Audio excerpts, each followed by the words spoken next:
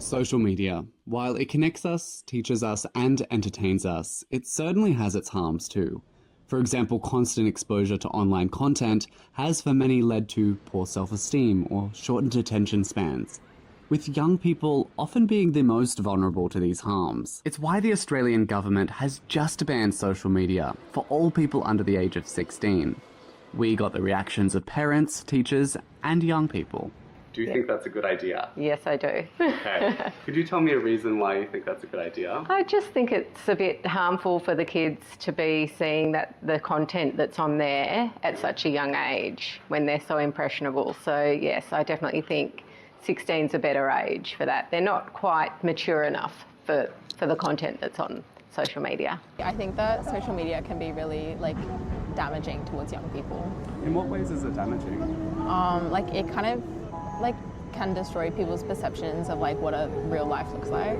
But the negatives outweigh the positives in a major way, and especially on mental health, anxiety, school refusal, that plays a big part. So it's something that I haven't seen the positives, to be honest, in school. My attention span's gone horribly. Trying to watch a movie, I can't sit still. But I'm a different kind of person though. I love to go out, nature, camp type stuff. I'm not really a social media sitting in my room type.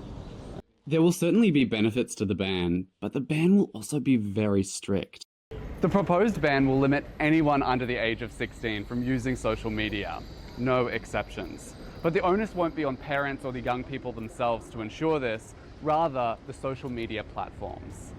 Social media platforms will have 1 year to find a technical solution to barring underage people from their sites, including removing existing underage accounts. Methods to verifying age could include collecting biometric data or government ID from users upon sign-up. I think, in theory, absolutely. Logistically, I struggle to see how it's enforceable or stable or anything like that. But I think it is a step in the right direction, potentially. The platforms will be fined if they do not make a reasonable effort to make changes within this upcoming year.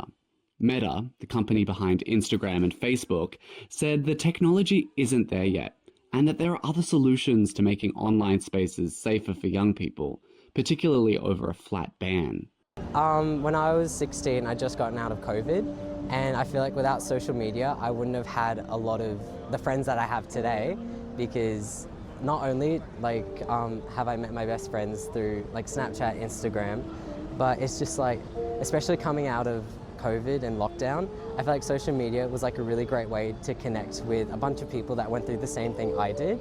This current generation are growing up in a digital age, and developing skills in navigating online spaces are, for many, essential. Could be an alternative, WhatsApp for kids type thing, that, much more constrictive, something like that, because you can't shut off kids from social media further. I definitely think that social media should be restricted to a certain age level, but I think they should maybe do it around 13, entering high school. But now that the law has passed, alternatives are off the table, and tech companies will have no choice but to comply with the ban. It is good to put some restriction on it, but I don't really know how it's going to play out. So it'll be interesting, to see how well these restrictions work. Yeah, sure. The ban will be effective from late 2025. Matthew McDonald reporting for See Today, Melbourne.